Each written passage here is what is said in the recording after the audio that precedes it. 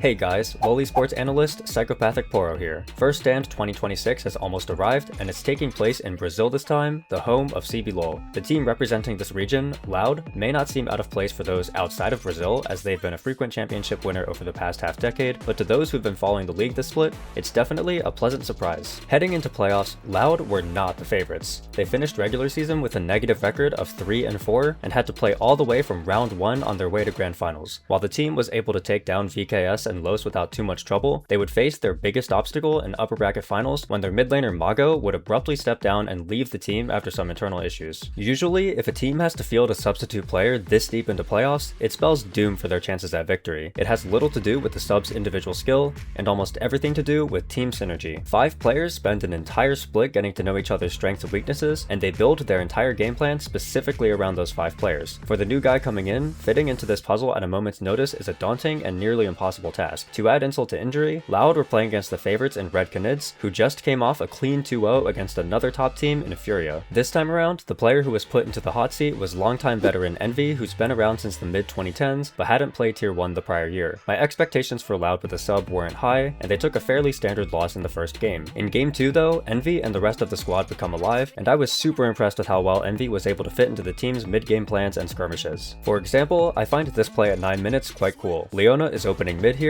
and this is a fairly unique decision, as Kaze simply wants to shove out the mid wave and reset. The margin to make a play on this timer is very thin, but Redbird and Envy are able to sync up and make it happen. As Kaze attempts to back off, Redbird hits a max range ultimate right as Envy's teleport finishes, and they're able to one-shot the Talia to blow open the map. I also want to show off how well Envy melded in with the team for team fights. These are the hardest to get right, as everyone has to be involved and on the same page to win, but if you watch this sequence for the third Drake, Loud position around it much cleaner. It's a 5v5, but watch how the solo laners on Loud play with their teleports. Shino and Envy group up around the same ward, and they split off Kaze and Frosty from the rest of their team easily. Loud are able to win both sides of the fight due to the organized chaos, and this is what turns the game completely in their favor as they go on to sweep the rest of the series 3-1. If you look at these plays without context, they look like simple easy plays, but that's what's so cool about Envy and the rest of Loud. This is an extremely high pressure scenario, playing with someone who had to sub in at the very last minute, and they're making the games look easy against the perceived best team in the region. If this is what Loud can do with just a few days of practice time with this roster, who knows how good they'll be when they rock up to First Stand 2026 with an extra month of practice and home court advantage.